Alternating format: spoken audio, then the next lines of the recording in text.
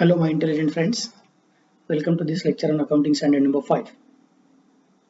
This accounting standard deals with net profit or loss for the period, prior period items, and changes in accounting policies. So let me disappear from the screen and let us start discussing about the accounting standard. What is the objective of this accounting standard? AS5, that is accounting standard number 5, prescribes the classification and disclosure of certain items in the statement of profit and loss so that all enterprises prepare and present such statement on a uniform basis. This enhances the comparability of the financial statements of an enterprise over time and with the financial statements of other enterprises. So what is the idea? We want to have uniformity in presentation of different items in the financial statements. If one enterprise is recording particular items in one fashion, one manner, and another enterprise is recording the same transactions, same situations in a different manner, it will be difficult for us to compare these two enterprises and to understand which enterprise is performing better or how the performance is to be compared. Similarly, in the same enterprise, if a particular item is disclosed in a particular manner in the first year and same item or similar item in the second year is disclosed in a different manner, it is obvious that the reader of the financial statement will not be in a position to go for making the comparison of the performance of the organization in the last year and in the current year. So what we want to enable is uniformity in presentation, which will ultimately give the reader the capacity to go for inter-firm comparison as well as intra-firm comparison. So company A can be compared with company B, and company A's performance of current year can also be compared with its own performance of the earlier year. So this is the basic idea of AS5, trying to give the method of presentation of certain items. So what is the outcome? Ultimately, when we are going to complete the study of AS5, what are we going to understand? AS5 will tell us the classification and disclosure. Two different things are going to be told by AS5. Number one, how to classify the items into different categories. And number two, those classified items, how they are supposed to be disclosed in the financial statements. First point, how to classify, and second point, how to disclose the things which are classified in different manner. Accordingly, we are thinking of disclosure of extraordinary items, prior period items, and disclosure of certain items within the profit and loss from ordinary activities. Now this third point is subdivided into two categories. In the next part of the discussion, you will understand how they are divided into two categories. Beyond this, AS5 also tells us the accounting treatment for changes in accounting estimates and disclosure to be made in the financial statement regarding changes in accounting policies. So if you look at the items here, you can see that there are 5 items. Number 1, extraordinary items. Number 2, prior period items. Number 3, ordinary items. Number 4, changes in accounting policies. And number 5, changes in accounting estimates. So these are the 5 different things which can be seen as dealt with by AS5. I'm repeating again: extraordinary items, prior period items, ordinary items, changes in accounting estimates, and changes in accounting policies.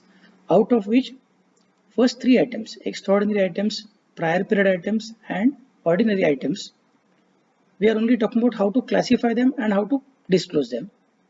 Whereas when it comes to changes in accounting estimate and changes in accounting policy, then we are not just talking about classification, but we are also talking about accounting treatment and disclosure. So this is what we are going to study when we are going to study AS5. Okay. But remember, AS5 does not deal with the tax implications of all these different items. So how to go for tax implication? There may be a different accounting standard which will have to be studied by us for the purpose of understanding tax implication of each of them. That if an extraordinary item, or there is a prior period item, or ordinary item, or accounting estimate change, or accounting policy change, then how it should be disclosed, or what is the tax implication of the same, that is not told by AS5. Okay, so that is the basic requirement or basic background, basic framework, or basic canvas I can specify on which AS5 is going to talk to us. The first thing which AS5 tells us is all items of income and expenses which are recognized in a period. Now, which item of income? And which item of expense is to be recognized in the current year? Simple logic tells us accrual system or cash system, as may be followed by the company, may be followed by the business. That is required to be seen. In case of a company, generally it is going to be accrual method. And plus the word recognized is used. So when it comes to income, you'll have to be careful. You must consider AS9 that talks about income recognition or revenue recognition. So which are recognized in a period should be included in the determination of net profit or loss for the period, unless an accounting standard requires or permits otherwise. So if there is some other accounting standard which tells you how to recognize it differently or how to present it differently, then follow the same. But if there is no accounting standard which is talking about different recognition, then all the items of income and expenses which are recognized in a particular period, which are related to a particular period, should be included in determination of net profit or loss for that particular period. So they are relating to current year, they should be shown in the P&L account of the current year. The net profit or loss for the period comprises these components, each of which should be disclosed in the face of the statement of profit and loss. So the statement of profit and loss should disclose all these items prominently. It should be easy for the person to understand. We are not going to show only net profit. We are going to show how the net profit is derived at by showing or presenting all the items of incomes and revenues, incomes and expenses in relation to a particular period. So AS5 has considered net profit for the period can be divided into these categories. First one, ordinary items. Second one, extraordinary items. Third one, ordinary activities which are exceptional in nature. Fourth one, prior period items. Fifth one, changes in accounting estimates. And sixth one, changes in accounting policies. So AS5, whatever discussion is given by AS5, we have identified it into 6 different heads. Now one may immediately specify, but sir, earlier you have mentioned that there are 5 heads: extraordinary, prior period, and ordinary, and accounting estimate change, accounting policy change. So there were 5 here, and now you are specifying that there are 6 here. How does it make sense? At that time also I had told you, while discussing the earlier slide, that ordinary items are subdivided by us into 2 categories. Now this is the slide where we are in a position to see how ordinary items are divided by us. Ordinary items are divided by AS5 into 2 categories. First category is here, ordinary items, and the second category is here, those ordinary activities which are exceptional in nature.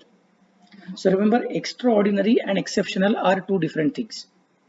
First one, ordinary items. Second one, extraordinary items. Third one, items are ordinary, but they are exceptional, not extraordinary. They are ordinary but exceptional. And then prior period items, then changes in accounting estimates and changes in accounting policies. Let us now consider each of them separately. First, we are going to talk about ordinary activities. What is the meaning of ordinary activity?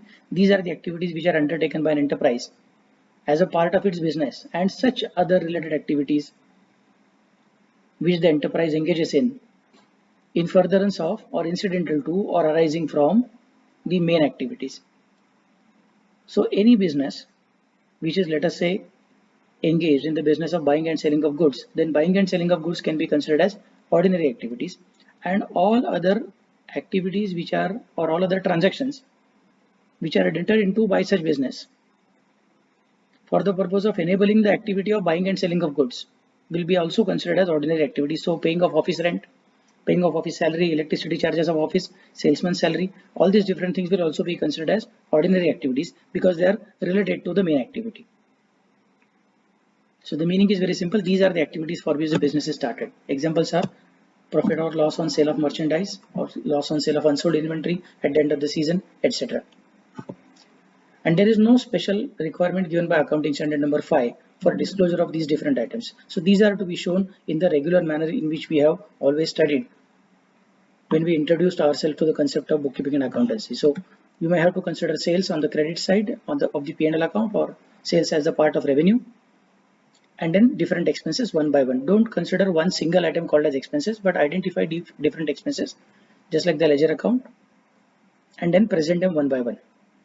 If you are dealing in sales as well as maybe services, providing after sale services, etc., and after sale services are charged by the organization separately to the customers, then the income stream may be subdivided into 2 categories, sales and after sale services.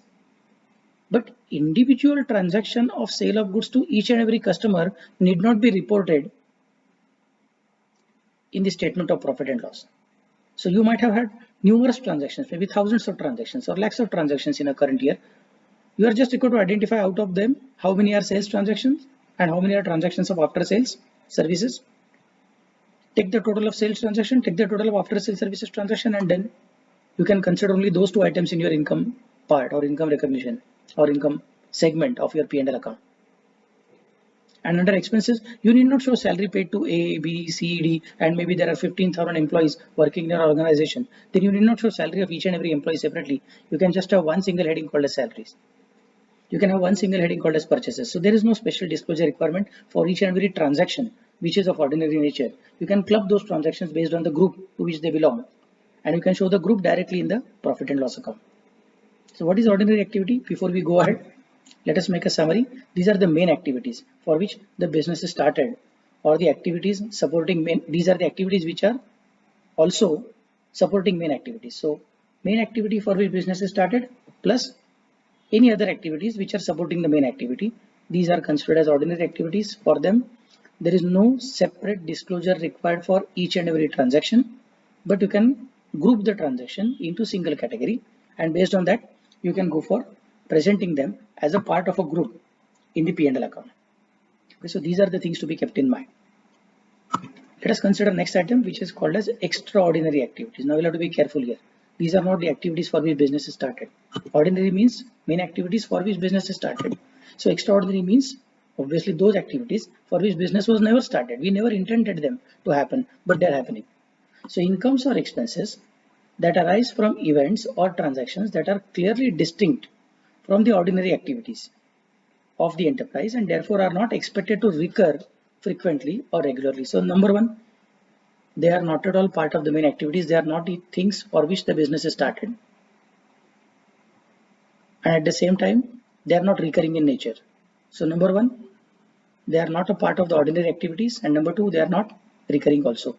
But recurrence or occurrence, frequency, is not the crux of identifying whether an activity is extraordinary activity or not. There is a chance that an activity may occur frequently, still it may be treated as extraordinary activity if it can be shown that the business was not started for this activity. Remember, we are considering incomes or expenses that arise from the events or transactions. So these may be transactions or these may also be events. What is most important is they are not the activities or the transactions for which business was started. We never intended to do them, but we are compelled to do them or we are compelled to experience them. Then it will be called as extraordinary activities. So how to determine what is extraordinary activity? It is determined by the nature of the event or transaction in relation to the business ordinarily carried on by the enterprise rather than the frequency with which such events are expected to occur. So generally we have seen that they don't occur frequently, but it does not mean that all infrequent events are extraordinary, or if it is an extraordinary item, then it should never recur again and again. This kind of conclusion should not be drawn. The recurrence frequency of the activity is not the litmus test to decide whether an activity is ordinary activity or extraordinary activity. The true test of deciding whether it is extraordinary activity or not is very simple. Is it in relation to the main business? Did we expect it to happen? If it is not something which we are expecting to happen and we did not do any deliberate act to make it happen, still we are compelled to experience it, we are compelled to go through that particular transaction, then such a situation will be called as extraordinary activities. So for example, losses due to earthquake. Earthquake is never something which we are expecting, and that is not the thing for which we are starting the business. So losses due to earthquake may qualify as an extraordinary item for many enterprises. So your factory is destroyed by earthquake. In that case, it is obvious that it's a loss, and this loss can be considered as extraordinary activity. So there is a company which is having maybe 4 different factories at 4 different locations, one of which is destroyed on fire or earthquake or something of that sort. In such a situation, such a particular situation will be called as extraordinary activity. But on the other hand, if you're an insurance company and then due to earthquake, many policyholders who have suffered the loss have lodged a claim to your insurance company, and then you are going to pay these claims which you never expected to happen, but your business was started basically for the purpose of compensating people from different types of losses. In such a situation, for the insurance company, loss from earthquake or claims made by the consumers, claims made by the customers, claims made by the policyholders because they suffered a loss on account of earthquake cannot be considered as extraordinary item for insurance company. For the policyholders, yes, it may be extraordinary item, but for insurance company, it is not an extraordinary item because they started the business for the same. Whereas policyholders did not start the business for the purpose of such a loss. So example can be an earthquake or attachment of the property of the enterprise. We never start an enterprise so that the property of the enterprise can be attached by the court or by banks, etc. So this is a situation obviously which is not expected by us, but we may be compelled, or a particular business may be compelled to go through the same. In such a situation, whatever income or whatever loss is arising out of such activities will be called as extraordinary activities, and AS5 is telling you that don't hide this under normal activities. Don't group this under normal activities. It is necessary for you to show the incomes or losses on account of such extraordinary activities, extraordinary items in your profit and loss account separately. So if the organization, if the enterprise has suffered a loss on account of earthquake, the loss on account of earthquake should come as a separate item in the profit and loss account or profit and loss statement of the enterprise. It cannot be hidden under other things. So some loss is in relation to plant and machinery, some losses in relation to stock, some losses on account of some other item. So whatever is lost on account of stock, that we are covering somewhere in the cost of stock. Whatever is lost in the plant and machinery, that we are covering up in the item of depreciation. These are the things which are not expected. Accounting standard clearly specifies that combine all these different losses. The loss in relation to stock, as well as loss in relation to plant and machinery, loss in relation to factory building, all these different things will be clubbed together because they are all arising on account of earthquake. And let there be one single item in your P&L account called as loss on account of earthquake. So it will be easy for the reader to understand the total quantum of loss on account of earthquake as compared to getting it bifurcated under different categories. So remember, when it comes to ordinary activities, we are not supposed to show individual items separately in P&L account, but we are going to group them in a suitable manner and show only the groups in the P&L account or profit and loss statement. But when it comes to extraordinary items, we are not supposed to group it under suitable items or related items. We are supposed to show them as one single item separately. The nature and amount of each extraordinary item should be separately disclosed in the statement of profit and loss. So it may so happen that during the year, the enterprise suffered 2 or 3 different difficulties. So they suffered an earthquake, plus they suffered maybe fire. Earthquake was suffered in a particular month and fire was suffered in some other month. Then there was a loss on account of earthquake, there was a loss on account of fire. Then both of them should be shown separately. Now you can't say that loss on account of extraordinary item. You have to show them separately.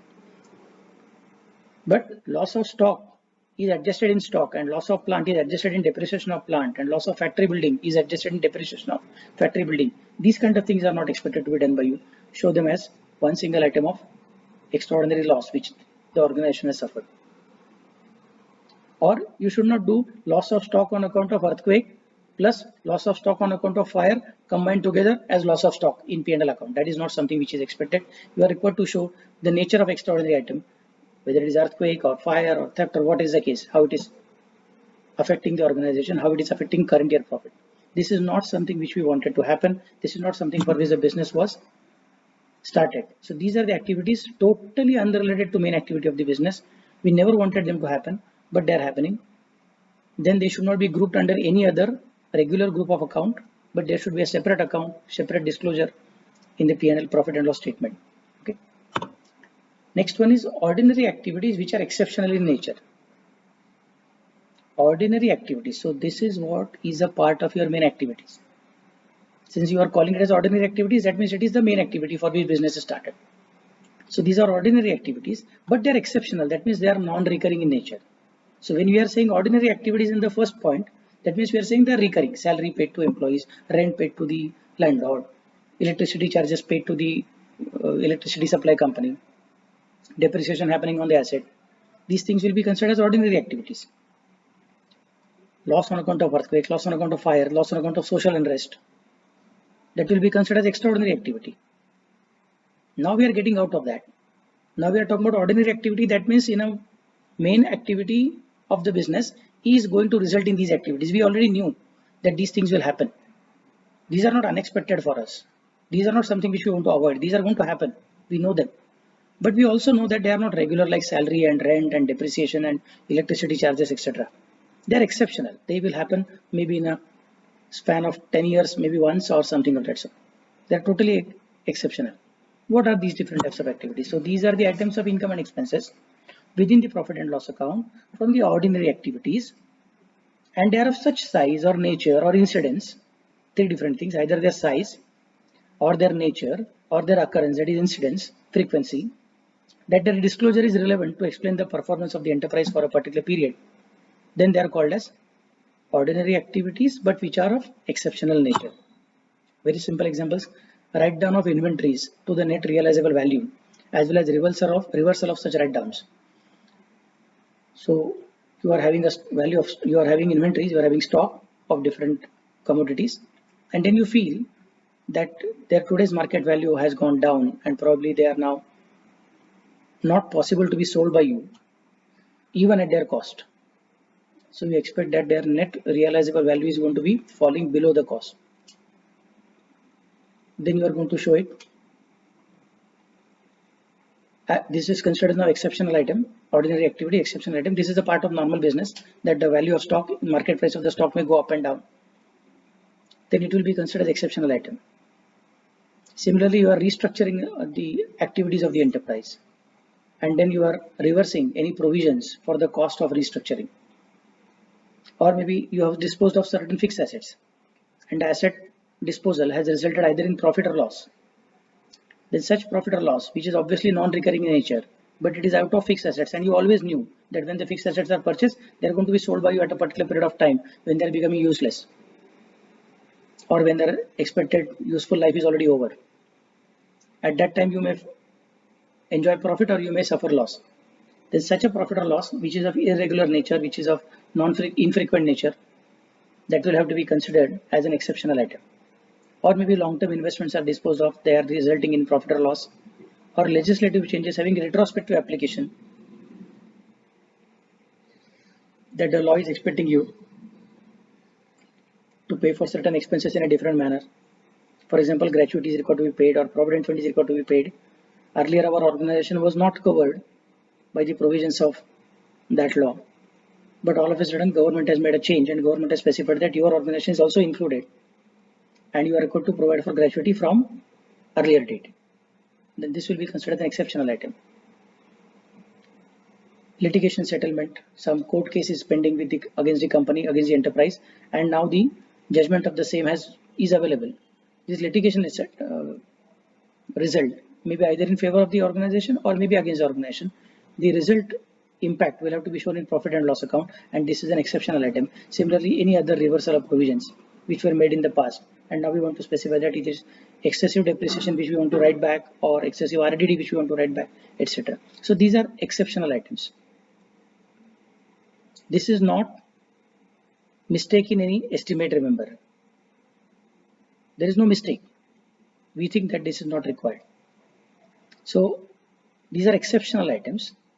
They are bound to happen. We are knowing that they are going to happen. They are arising on account of main activities of business, but they are infrequent in nature. Their size is totally different as compared to our regular business transactions, or their nature is totally different, or their frequency is totally different, due to which they will be called as exceptional items.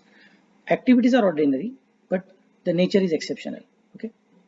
Now the accounting standard specifies that these activities, which are basically ordinary activities but are of exceptional nature, should also be disclosed separately. So if there is a profit or loss on sale of any investment, profit or loss on sale of any fixed asset, or maybe there is profit or loss on sale of, or there is a litigation settlement, court case, court award against the company, or maybe in favor of the company, the same should be shown in the profit and loss account separately. It should not be hidden under any other grouping, but it will have to be shown in such a manner that the reader of the financial statement will be in a position to gauge the impact of the same on the net profit or net loss of the current year. So these are the activities related to main activities but are of non-recurring in nature. Okay. Now let us consider prior period items. This is little bit tricky. Prior period items. AS5 specifies that prior period items are incomes or expenses which arise in the current period. They are the incomes or the expenses arising in the current period, but as a result of errors or omissions in the preparation of financial statements of one or more prior periods. So maybe in the previous year or previous 2-3 years or some other period in the past, there was some error or there was some omission, which is required to be rectified now. So in the current year, that rectification entry is appearing. But it does not mean that the rectification entry pertains to the current year. It pertains to an earlier year or pertains to earlier 2-3 years, etc.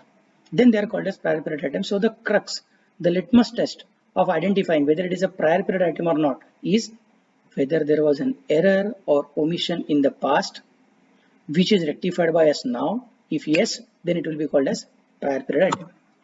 Examples are mathematical mistake, some calculation error. We wanted to calculate some 10% depreciation, but by mistake we calculated 1% depreciation.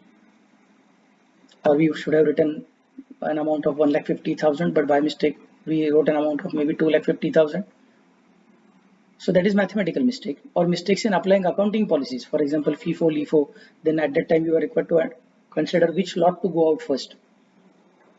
But unfortunately the accountant or the clerk or the person in charge has made some clerical error, or maybe fixed assets or investments valuation policies, or treatment of goodwill, or how to record contingent liabilities. We have seen contingent liabilities in accounting number 4, how to record for the same. Okay.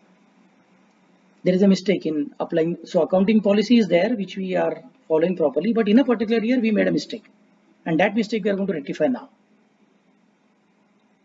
We are not changing the accounting policy. The accounting policy of the past, maybe WDV or SLM, whatever policy we were following for the purpose of calculation of depreciation in the past, is still followed by us. There is no change in accounting policy, but there was a mistake in applying the same. So in a particular year, instead of calculating depreciation by SLM, by mistake, in that year it was calculated on WDV basis. Then in the next year we understood, oh, in the previous year we made a mistake. Although we are regularly following SLM, but in the last year the depreciation was calculated by WDV. So in the current year, we are going to change the amount of depreciation of last year also. That will be considered as mistake in applying accounting policy. You are not changing the accounting policy.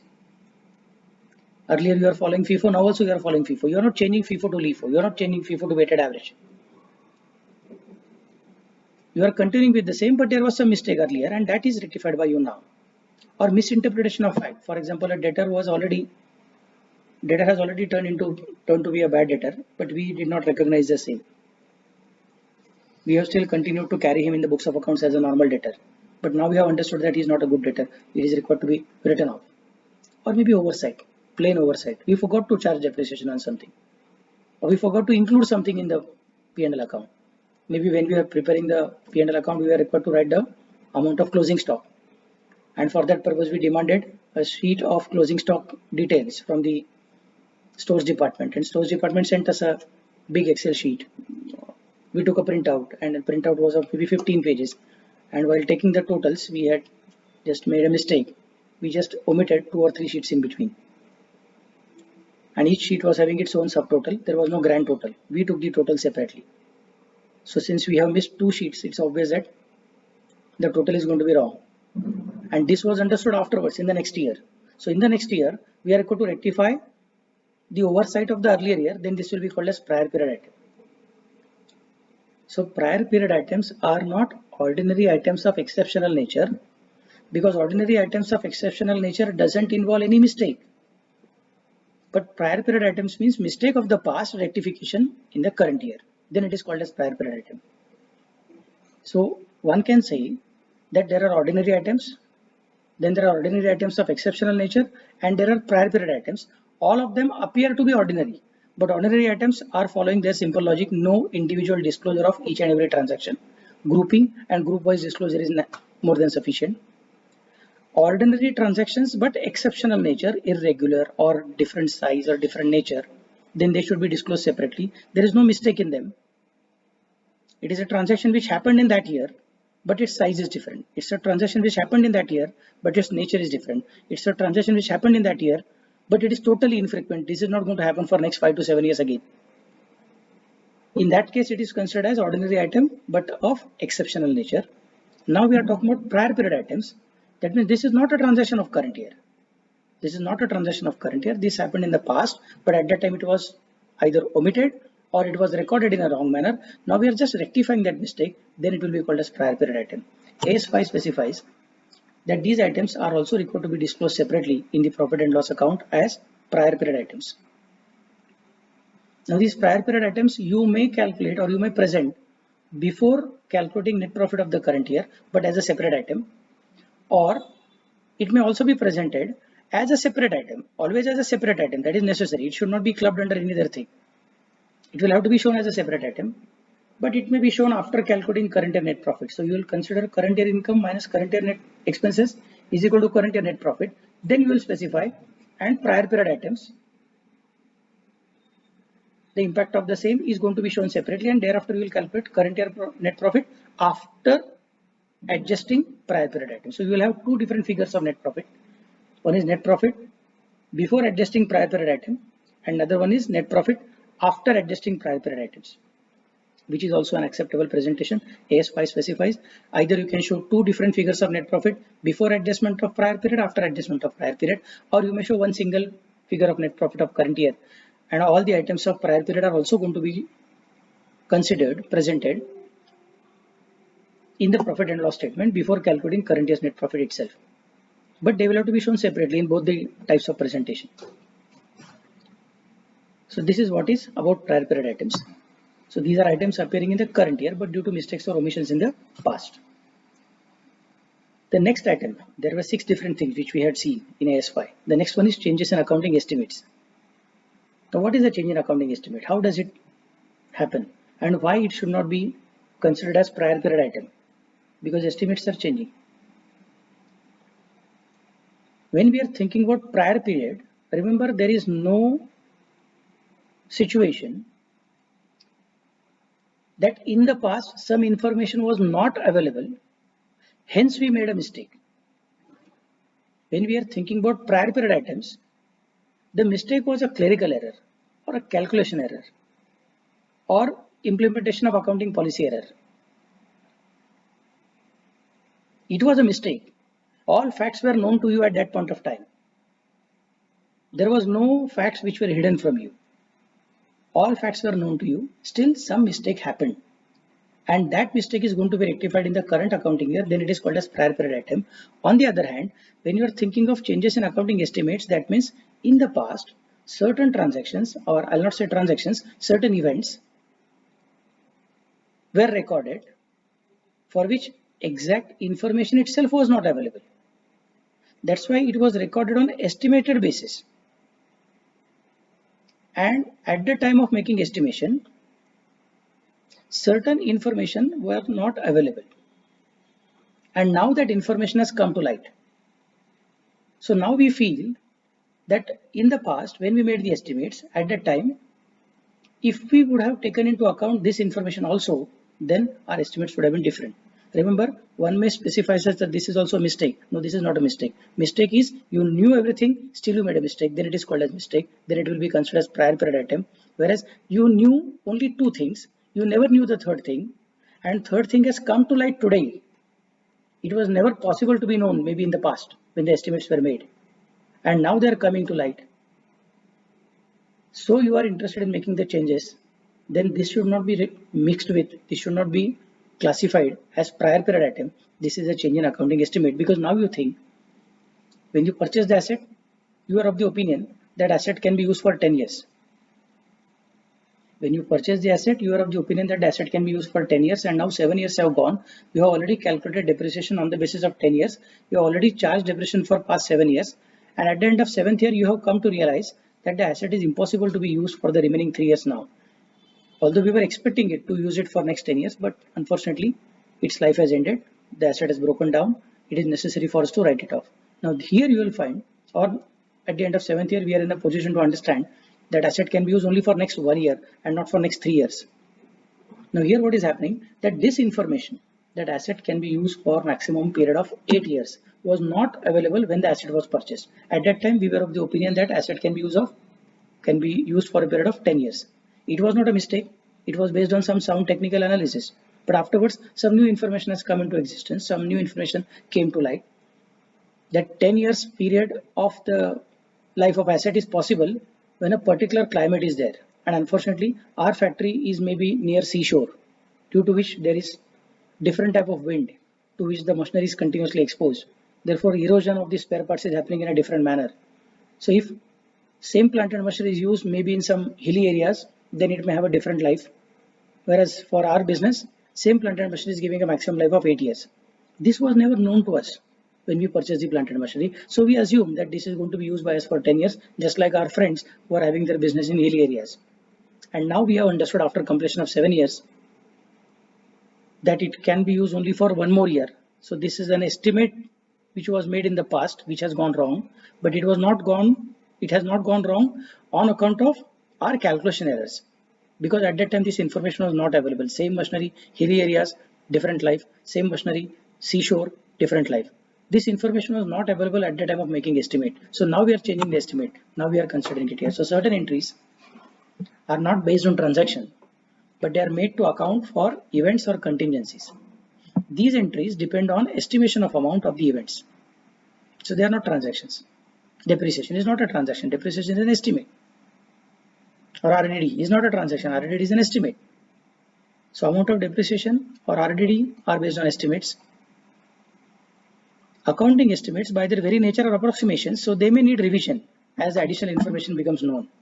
An estimate may have to be revised if changes occur in the circumstances based on which the original estimation was made, or as a result of new information, more experience or subsequent developments are taking place, and now you feel that it is better for me to change the estimate. The revision of the estimate by its nature does not bring the adjustment within the definition of extraordinary, because extraordinary means something which we never intended to happen, but it has happened. That is extraordinary. Or exceptional, that means something which is non-recurring in nature, but we were expecting it to happen. Or prior period, that is something which is happening on account of mistake in the past. We are not thinking about them. Changes in accounting estimates are neither completely ordinary items nor extraordinary items, that is never expected, unexpected items, nor they're exceptional items, that is their size is different, nature is different, or frequency is different. That is not like that. Further, they are not prior period items because they are not a result of mistake in the past. At that time, whatever information was available, based on that, correct estimation was done, and the estimate was correct when it was made. There was no mistake at that time. Afterwards, new information has come into light, due to which now we feel that let us revise the estimate. Hence, we are changing the amount. Then it will be covered under changes in accounting estimates. It should not be classified as extraordinary, should not be classified as exceptional, should not be classified as prior period item. Although extraordinary are also disclosed separately in P&L account, exceptional items are also disclosed in P&L account separately, prior period items are also disclosed separately in P&L account, and changes in accounting estimates are also going to be disclosed in P&L account, but we should understand the difference in them. Extraordinary, never expected. Exceptional, size different, nature different, or frequency different. Prior period, in the past we made a mistake, now we are rectifying it. Changes in accounting estimate, we never made a mistake. Whatever information was available in the past, we used it correctly, we calculated the estimates correctly, we recorded everything correctly. Now new information has come into light. We feel that it is better for us to revise the estimates. That is how we are going to present the financial statements in a more proper manner. So we are changing our past estimates now. Then it will be considered as changes in accounting estimates. So some examples I have considered. The business purchased a new machine costing rupees 10 lakh. Useful life was taken for 10 years. Therefore, depreciation was charged at the rate of 10% on OCM, original cost. After 5 years, when carrying amount was rupees 5 lakh for the machine, management realizes that machine can work for another 2 years only. So we thought that it will be for 10 years, but it is actually having life of 7 years. In this case, the machine will be depreciated by rupees 2.5 lakh each for next 2 years. This is not an example of prior period items because 5 lakh is already written off. Remaining 5 lakh is required to be written off in next 2 years. That means next 2 years we are going to write off depreciation of 2.5 lakh each. Earlier we were considering 1 lakh, 1 lakh, 1 lakh, 1 lakh for 5 years. And now in remaining 2 years we are going to write off 2.5 lakh, 2.5 lakh. This is to be considered as changes in accounting estimate. This is not a prior period item. This is not a mistake. We did not make a mistake because at that time when we thought of life to be 10 years, it was the information available at that time. Now we have realized that the information is different. So this is not an example. This is not an example of prior period item, but it's an example of change in accounting estimate. In the same example, let us suppose that there is no change in useful life of the machine after 5 years. So it was expected that it will be running for 10 years and it is going to run for 10 years. Already 5 years are over. And we can see that it can be used for next 5 years. The management by mistake calculated the depreciation of 5th year of the last year as 10% of 6 lakh. That is 60,000. They should have calculated it on SLM, but they calculated on RBM. So instead of rupees 1 lakh to be debited to the P&L account of 5th year, they debited 60,000 to the P&L account of 5th year. So in the next year, that is in the 6th year, they decide that 1 lakh rupees of the 6th year depreciation and 40,000 rupees, that is the amount which was not charged as depreciation in the last year, will be charged now. So they are going to charge total depreciation of 1,40,000 in the 6th year. 1 lakh of 6th year and 40,000 of 5th year, which was not recorded in 5th year by mistake. Now this 40,000 will be considered as prior period item because there is no change in accounting estimate. Life of the asset was for 10 years and it is 10 years till today. In the 5th year, there was a mistake in accounting, mistake in calculation, mistake in recording, that is going to get rectified. So this is not a change in accounting estimate. This is a prior period item. Based on the requirements of AS5, a change in the estimate of the amount of bad debts is recognized immediately and therefore affects only the current period. Hence, it will be shown in the current period only. Whereas change in the estimated useful life of depreciable asset affects the depreciation in the current period as well as in each period during the remaining useful life of the asset. Hence, it will be shown in the current period as well as in the future period till the useful life of the asset is there. Okay. So these are the items appearing in the current year due to availability of extra information about the events or contingencies. This information was not available in the past. Now it is available. What is the requirement of AS5? The effect of a change in the accounting estimate should be included in the determination of net profit or loss in the period of the change if the change affects the period, that period only, or the period of the change and future periods if the change affects both. So that 2.5 lakh depreciation will have to be considered in the year in which you realize that asset is not having a life of 10 years, but asset is having a life of 7 years. Only remaining 2 years are available. So in the 6th year, you will write 2.5 lakh. In the 7th year, you will write 2.5 lakh. Please don't think that let me revise the depreciation and total 10 lakh to be divided in 7 years. So in the past, I should have charged depreciation every year of 10 lakh divided by 7. That means 1,42,857, etc. So 42,857 was not charged for past 5 years. So multiplied by 5 years, that comes to 2,14,000 is the depreciation that I should have charged in the past, which I'll charge now. If you think of this accounting treatment, then it is totally wrong because there is no mistake. Remember, you have not forgotten to write the depreciation of 1,42,000 and you have not by mistake written the depreciation of 1 lakh. But at the time of writing depreciation of 1 lakh in past 5 years, you were of the opinion that the life of the asset is 10 years. There was no mistake. And now after completion of 5 years, you have realized new information has come to life, new information has come to light. And now you have understood that the asset is possible to be used for next 2 years only. So remaining cost of the asset of rupees 5 lakh will be written off in next 2 years. So this year and next year. If it would have been a mistake that every year we should have charged 1,42,857, but we charge 1 lakh in every year, then in the 5th year, directly we will write 42,857 into 5. That will be shown as a separate item in P&L account, and thereafter for the next 5 years you are going to write 1,42,000, or next 2 years you are going to write 1,42,857. If it would have been a mistake in the past, there is no mistake. So the period, if the change in accounting estimate is affecting only one accounting year, then it should be shown in the accounting year in which it is affecting the profit and loss account. And if it is having the impact of the year of change as well as the future years, then for each year in which it is changing or it is having the effect, it will have to be shown in the profit and loss account. The effect of change in accounting estimate should be classified using the same classification in the statement of profit and loss as was used previously for the estimate. So earlier if it was RDD, now also it will be considered in the same category of RDD. Earlier it was depreciation, now also it should be considered as same item of depreciation. It need not be shown separately. Like prior period item, it need not be shown separately. Like extraordinary item, it need not be shown separately. We are going to consider it in the same category. To ensure comparability of financial statement of different periods, the effect of change in an accounting estimate which was previously included in profit and loss from the ordinary activities is included in the same component of net profit or net loss. The effect of a change in accounting estimate that was previously included as an extraordinary item is also reported as an extraordinary item. So if there is an accounting estimate which is changing now, and that's why you are going to record it in the profit and loss statement, but earlier this particular item was classified as an ordinary item in the profit and loss account, then now the change in accounting estimate should also be classified as ordinary item. And if in the past it was shown as extraordinary item, then now also it should be shown as an extraordinary item. The nature and amount of change in accounting estimate which has material effect in current period or which is expected to have a material effect in subsequent period should be disclosed. If it is impracticable to quantify the amount, this fact should also be disclosed. So what we are expecting, you will write a depreciation of 2,50,000 in the 6th year and in the 7th year, and you should disclose the fact that normal depreciation would have been 1 lakh if the original estimate would have been continued. But since we have changed the accounting estimate, that's why an additional amount of depreciation of 1,50,000 has come in 6th year and it will also come in the next year.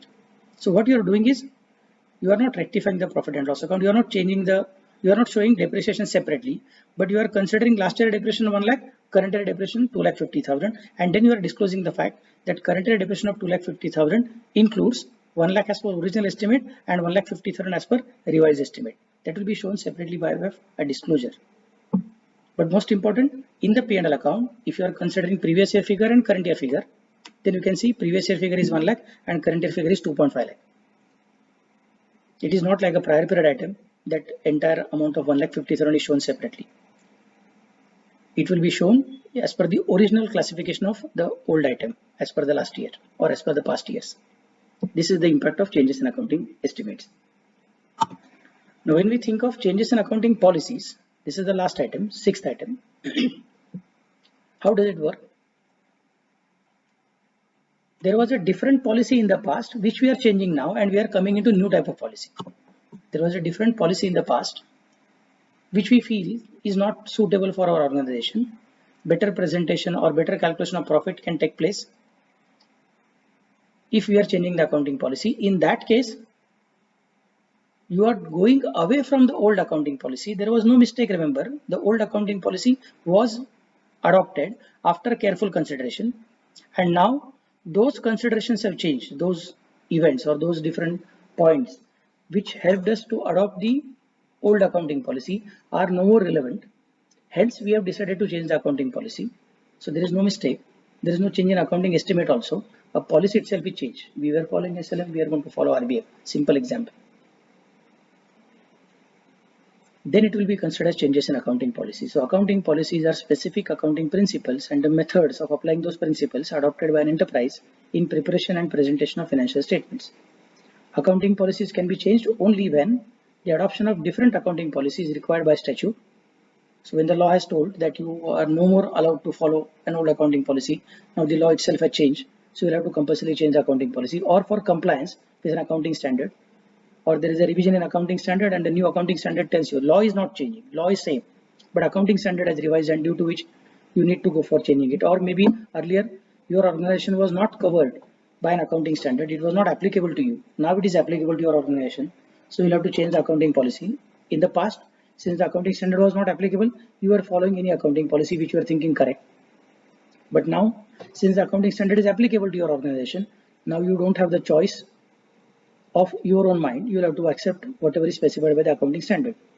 And when it is considered that the change would result in a more appropriate presentation of financial statements. So remember, you can change an accounting policy only in these 3 different events. You are not allowed to change the accounting policy as per your own choice whenever I want. No, that is not the case. That's not allowed. You can change an accounting policy in either of the 3 cases only. One, when there is a change in law, or there is a change in accounting standard and due to which it is necessary for you to change the accounting policy, or when there is no change in law, when there is no change in accounting standard, you are not required to comply with law or comply with any accounting standard. But you are of the opinion that the change would result in a more appropriate presentation of financial statement. So readers of financial statement will get more accurate view, more accurate picture of the financial position of the business. then you are allowed to change the accounting policy, and once it is changed, you are not required to change it frequently. So in the year of change, what is required to be done? That is told by AS5. But most important, following things are not examples of changes in accounting policy. For example, adoption of an accounting policy for events or transactions that differ in substance from previously occurring events or transactions. For example, in the past, we never used to enter into these type of transactions, and now we are entering into these type of transactions. Since in the past we never used to enter into these transactions, we were never required to adopt an accounting policy for the same. Whereas now, since we have decided that we are going to enter into a particular type of transactions on a regular basis, so we are required to adopt an accounting policy, then this will not be called as changes in accounting policy. Sir, in the past you used to do something differently, now we are doing differently. But in the past, I never used to enter into those transactions. They were irregular transactions. Sometimes they used to happen. That's why I was never having a formal system that every time when we are entering into these transactions, we are going to follow something like that. No. It was not accepted by us that these are our regular transactions. So we were recording it according to the requirements of the situation at that time. But now we have decided that these transactions are going to be a part of our main activity. So for example, earlier we were never having a specific policy for the purpose of giving gratuity to employees who are retiring. We were giving gratuity in an ad hoc manner, case by case basis, depending upon the performance of the employee and behavior of the employee and other things. But now we have decided that this system of granting gratuity to employee on case by case basis is involving extra time of the management, and there is a personal bias which may creep into the system, which may develop animosity or maybe a grievance in the minds of employees who are leaving the organization, and that may again create a pressure on those employees who are working in the organization. They may try to be remaining in good books of the managers, etc., and they may not concentrate on the work, but they may be interested in ensuring that the personal relations with the managers or personal relation with the people who are in charge of the gratuity committee are maintained properly. This is not something which we want. So let us create a formal policy of gratuity. So in the past, we were granting gratuity in different manner. Now in future, we are thinking of creating a formal policy, not dependent on any particular manager or any particular director, etc. It's a formal policy depending upon how many years of service the employee has served the company, what was his salary, and what was his dearness allowance, etc. Based on that, we have decided to calculate the amount of gratuity, and all these different things are mentioned in the employment agreement, offer letter given to the employee. So this is not dependent on any wishes and whims of any manager now. So now we are introducing a new formal retirement gratuity scheme in place of ad hoc ex gratia payment to the employees in the past. So sir, let us now consider that we are having change in accounting policy. No, this is not an accounting policy change. This is a business change. In the past, you never used to do these transactions. Now we are doing these transactions. If we were doing the transactions in the past also, and they were having a particular method of recording in the past also, now we are doing the same transactions, but the method of recording is changing, then it will be called a change in accounting policy. Something which never used to happen or used to happen in a totally different manner, now is going to happen in a totally different manner. Hence we are hence we are introducing a new accounting policy. That introduction of new accounting policy for accommodating new transactions which never used to happen in the past doesn't amount to change in accounting policy. What used to happen in the past used to be recorded in the past, but in a different method, different manner, is going to happen in the future, is going to be recorded in the future, but in a different manner, then it is called a change in accounting policy. What never used to happen in the past or used to happen in the past in a totally different manner, now it is going to happen in a totally different manner. Hence, we are introducing a new accounting policy. Then it is not change in accounting policy. It is introduction of accounting policy. Then don't come to AS5. Similarly, adoption of new accounting policy for events or transactions which did not occur previously at all or were immaterial. They never used to happen, and now they're going to happen. Then it is not a change in accounting policy. Maybe in the past we always used to have plant and machinery on hire. We always used to hire the plant and machinery. So we were never having a depreciation policy. And now we have decided that we'll buy our own plant and machinery. So we are going to have depreciation policy. So never used to have depreciation policy. Now we are going to have depreciation policy. Doesn't mean that it's a change in accounting policy. It is introduction of new accounting policy.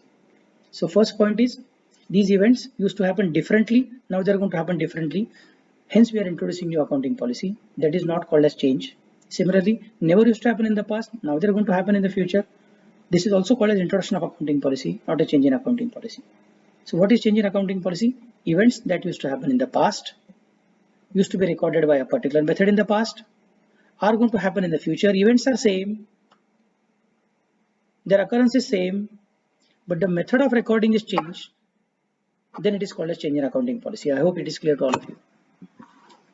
So requirement of AS5, any change in an accounting policy which has material effect should be disclosed, which has material effect. So SLM say RBM or RBM to SLM. Then find out the depreciation as per SLM how much it is, and find out the depreciation as per RBM how much it is, and then if the effect is material, then it should be disclosed. The impact of and the adjustments resulting from such change, if material, should be shown in the financial statements of the period in which such change is made to reflect the effect of such change. So it will have to be shown separately. Changes in accounting estimates no need to show separately, it's just disclosed, but not in the statement of P&L account. Here it is going to be shown in the statement of P&L account. Where the effect of such change is not ascertainable, wholly or in part, then the fact should also be indicated that there is a change, but we could not ascertain the impact of change. If a change is made in the accounting policies which has no material effect on the financial statement for the current period, but which is reasonably expected to have a material effect on the latter periods, then the fact of such change should also be appropriately disclosed in the period in which change is made. So under the old accounting policy and under the new accounting policy, in the current year, the year in which the change is taking place, there is no material impact, or there is no impact at all on the financial statement. The net profit remains same despite of the fact that you are changing the accounting policy. But in the near future, there is going to be a lot of change on the profit of those years to come. Then in the current year, although profit and loss statement has not got affected, still you'll have to give the disclosure that we have changed our accounting policy and which may have an impact on the years to come. So this is how AS5 told the things. Ordinary items grouping is allowed. Extraordinary items grouping is not allowed.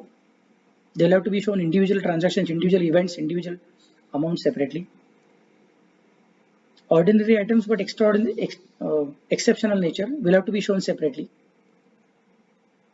Prior period items, that means mistakes, will have to be shown separately and can be shown separately after the net profit of current year is calculated. So you will have two different figures of net profit. Net profit before prior period items, net profit after prior period items. Changes in accounting estimate, no need to make any separate disclosure of the amount. Depreciation of the last year, depreciation of the current year, but just give a disclosure separately, not in the profit and loss statement in the amount itself. Depreciation as per old accounting estimate, depreciation as per new accounting estimate. We are not required to show this kind of disclosure, but we are going to specify depreciation, previous year column 1 lakh, current year column 2 lakh 50, and give the reason. What is the reason for increase?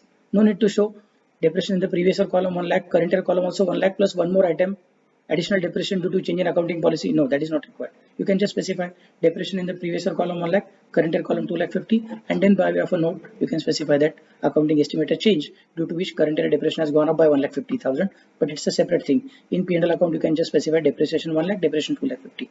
That is more than sufficient. Changes in accounting policy, if there is a material impact, that will have to be shown separately, cannot be hidden directly, just like your changes in accounting estimate. Second part, if there is no impact on the current year profit, but it is going to have an impact on the future, then the fact should be disclosed. If you could not ascertain the impact, then also you should mention this particular fact that the impact could not be ascertained. Okay, so these are the points which are told by AS5. These are the items appearing in the current year due to deliberate action. This is an action taken by the company to change in accounting policy. And remember two different examples where earlier the transactions used to happen, but in a very infrequent manner. Therefore, we didn't devise any special accounting policy. And now since we have identified that these are going to be formally happening again and again, so let us have a formal policy of recording. Then you are introducing policy, you are not changing policy. Similarly, events never used to happen in the past, now they are going to happen. Then it is introduction of accounting policy, not a change in accounting policy. It's a deliberate action, but it is not a change in accounting policy. Events that used to happen in the past in a particular manner are happening in the future in the same manner, were recorded in a particular manner, but will be recorded in a different manner. Then it is called as changes in accounting policy. And then identify the impact of change. If it is material, show it separately.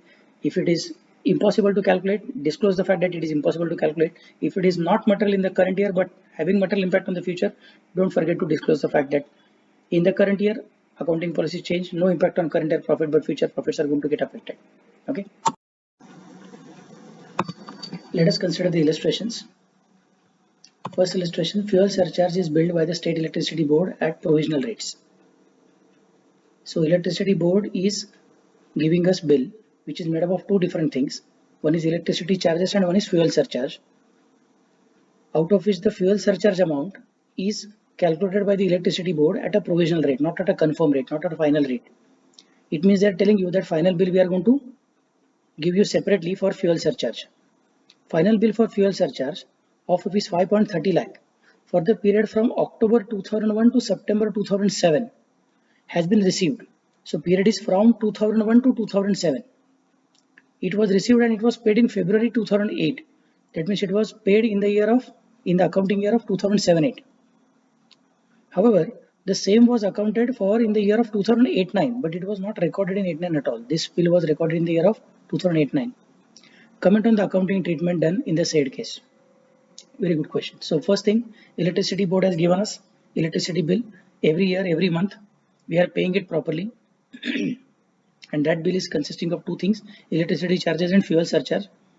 Electricity board has already told us that fuel surcharge, they are just billing on ad hoc basis. And afterwards they are going to send a final bill. And now they have sent a final bill for the period from October 1 to September 2007. October 2001 to September 2007. The bill is of rupees 5.30 lakh, which we paid properly in February 2008. So the accounting year in which the bill is received, final bill, we have paid it. But we did not record it in the accounting year of 2007-8. We recorded it in the year of 8-9. So now how it is to be required to be seen, how it is required to be accounted for under the discussion of AS5.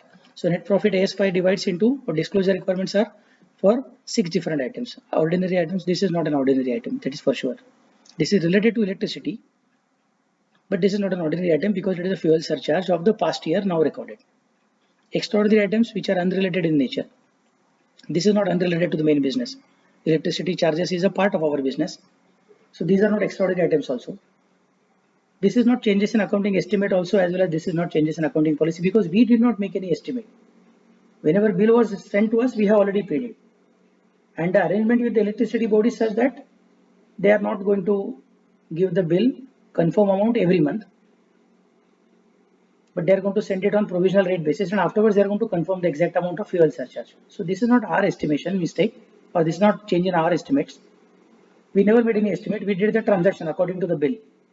Since there is no mistake, since there is no estimation, there is no need to think about changes in accounting estimates. And same is the case with accounting policy. There is no change in accounting policy. So either it can be irregular item or it can be mistake. Is it an ordinary activity? Yes. Is it exceptional? It cannot be called as exceptional also, because it is a part of the agreement which is telling you that when we are sending you the bill, at that time electricity charges will be actual and fuel surcharge will be based on estimation, which we will be revising or finalizing and afterwards sending an additional bill, which we'll have to pay when the bill is given. So there is a chance that fuel surcharge bill, that is final bill, may be smaller than the amount which is already paid by us. And then we will get a refund from the electricity company. So this is already agreed by the company as well as the electricity company. So this is an item of the previous year from 2001 to 2007, which has come to our notice now in the year of 2008-9, which we are recording. And we understood in 2008-9 that it should have been recorded in 2007-8, but not recorded in 2007-8 when it was actually paid. So now we are recording it. That means it's a prior period item. It's a mistake, omission, which should have been recorded in 2007-8 but not recorded in 2007-8. That's why it will have to be shown as a prior period item and it will be shown separately. Now it's a prior period item, that means it can be shown either before calculating net profit or after calculating net profit. If you decide to show it before calculating net profit, then you will have only one figure of net profit in profit and loss statement. If you decide to show it separately after calculating net profit, then you will have two different figures of net profit before accommodating the fuel surcharge and net profit after accommodating fuel surcharge rectification. Please remember that this is not change in accounting estimate because we did not change anything. This is not an irregular item because this was already agreed between by the company and electricity supply company. This is a mistake that what was paid in 7-8 was not recorded in 7-8, but it is getting recorded in 8-9. So what was omitted in 7-8 that is recorded in 8-9, so it will be called as prior period item. Okay. Let us consider second example. During the year of 2001-2, a medium-sized manufacturing company wrote down its inventories to net realizable value by rupees 5 lakh. Is separate disclosure necessary? So what they have done? They have changed their inventory value to the net realizable value. They have reduced it. by rupees 5 lakh, wrote down, they have reduced it. This item obviously you probably must be remembering, this is one of the examples of your ordinary activities but which are exceptional in nature, that is irregular. So it is necessary that there were 6 different items which we have listed when we were discussing about ordinary activities which are of exceptional nature, in which we were talking about sale of fixed assets, profit or loss, or sale of long-term investment, profit or loss, or any claim against the company, court settlement, which is either in favor or against the company. And then the first item was the writing down of the inventories, or maybe writing in them up afterwards. So this is an item which will be called as irregular item, and hence it should be shown separately. There is no need to consider after calculating net profit. This will be shown separately before calculating net profit. Okay. There are no two different alternatives available to you. Let us consider third example. A company signed an agreement with the employees union on 1/9/2002 for revision of wages with retrospective effect from 30th September 2001. Although the agreement is signed on 1st of September 2002, but the agreement says that wages will be revised, wages will be paid at revised rates, not with effect from the date of agreement, but with effect from 30th September 2001. This would cause the company an additional liability of rupees 5 lakh per annum. Is disclosure necessary for the amount paid in the year of 2002-03? Think about it, how it should be considered. The revision in wage rates took place on 1st of September 2002 with retrospective effect from 30th September 2001. Therefore, the wages payable for the half year from 1/10/2002 to 31st March 2003 cannot be taken as error or omission in preparation of financial statement, because at that time there was no revision of wage rate. Hence, this expenditure cannot be taken as a prior period item. It was not known only at that period of time. Additionally, the additional wages liability of rupees 7,50,000, that is for 1.5 years, at the rate of rupees 5 lakh per annum, should be included in current year's wages only. It may be mentioned that an additional wages is an expense arising from ordinary activities of the company, but they are of exceptional nature.